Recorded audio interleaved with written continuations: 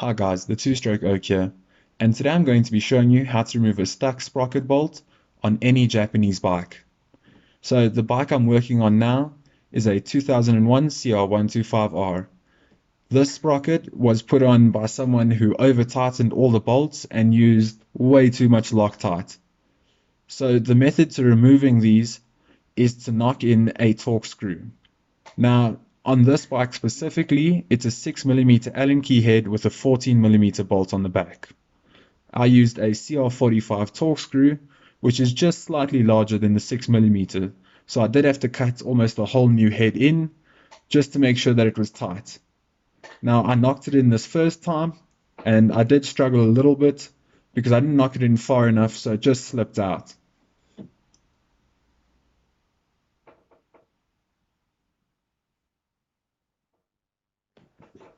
Now, I do have to do this again because I didn't knock it in far enough, so don't be afraid to hit it hard. You're not going to damage your hub, you're not going to damage your wheel bearings, and you're not going to damage anything. It does take a lot of force to cut that head into the bolt. As you can see, I'm doing this with two people. I do have an assistant with me. You can do it on your own. Two people just makes it a lot easier, because on your own you would have to hold the spanner and your breaker bar, which isn't easy. Now for my torque screw, I could use a 10mm socket on the back to turn it, and I did this with a breaker bar. My breaker bar unfortunately wasn't long enough, so it didn't have enough leverage. So what I did was I took a spare piece of square tubing, put it on the handle, and extended that handle by easily another 30-40 centimeters. Now this gave me enough torque to loosen this bolt because the leverage was almost doubled. So you'll see here it takes two, maybe three turns with this breaker bar and the square tubing on each of these bolts to loosen them.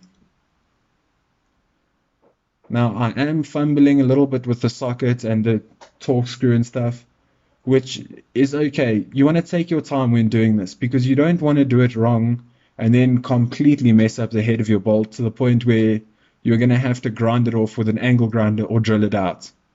So take your time, make sure that you're knocking it in straight and you're going deep enough that it's not going to just flip out as soon as you try to turn it. You can see here after 2-3 turns, I can now just use the breaker bar like a T-bar.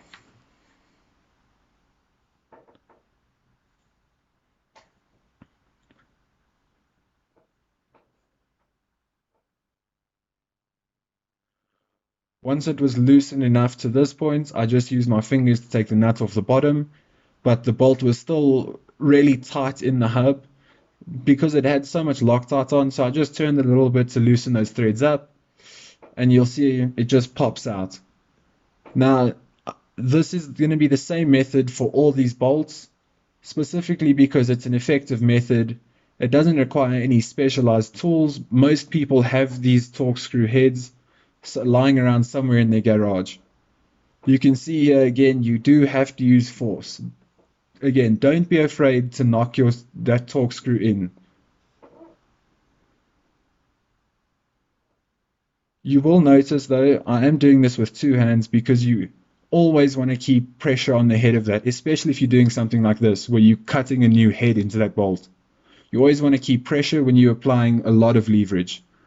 But the same rule goes for any and all tools you're working with. Whether it's an Allen key, a torque screw, a socket, or a spanner, you always want to keep pressure on the head of that bolt to make sure that your tool doesn't slip. Now, these did have washers on the back, so I did try to just tap the washer off as it was stuck, which didn't really work, but the next bolt, as soon as I knocked that torque screw into the head, the washer just popped out.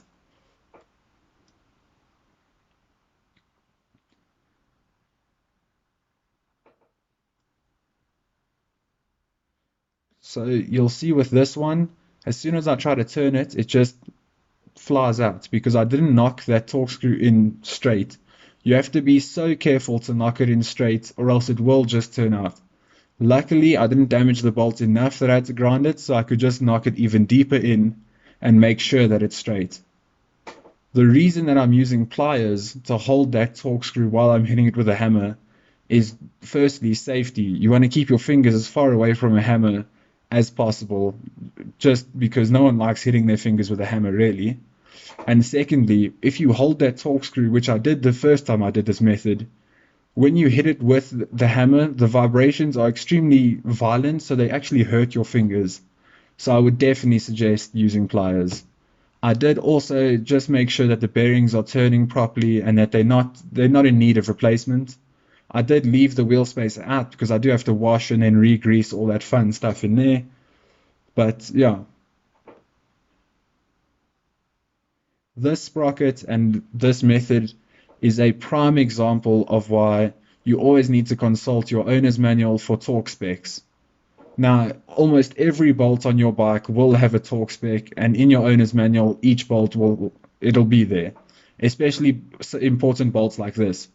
Bolts that hold your shrouds and your number boards and stuff, they aren't as important, but your sprocket bolts can easily be stripped or just completely destroyed. Now, all the nuts are off these bolts, but the sprocket is stuck on because the back of these nuts have so much Loctite on that it's formed almost a collar.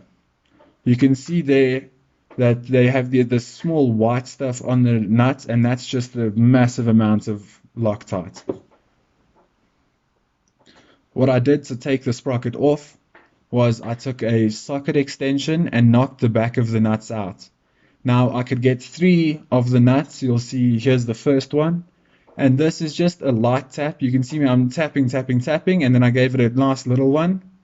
It's not as hard as you would if you were knocking that torque screw in. It's just to crack that Loctite out of the way so that you can pop the bolts out. Now this final bolt, the extension I used was too thick to fit between the narrow part of the spokes. So what I had to do was get a Phillips head screwdriver or a star. And you want to use a star to make sure that you hit that bolt exactly in the center and that you're getting a good coverage. Even if you have a long torque screwdriver, if you have a long one of those, they also work extremely well. But I didn't, so I got a star screwdriver just to knock it out.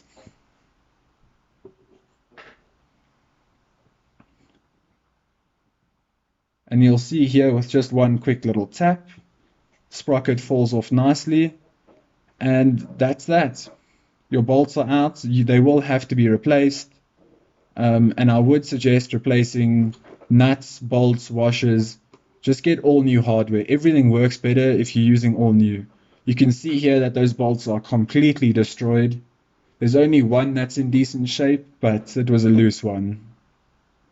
Thanks for watching, guys, and if you found this video helpful, please like, subscribe, or share.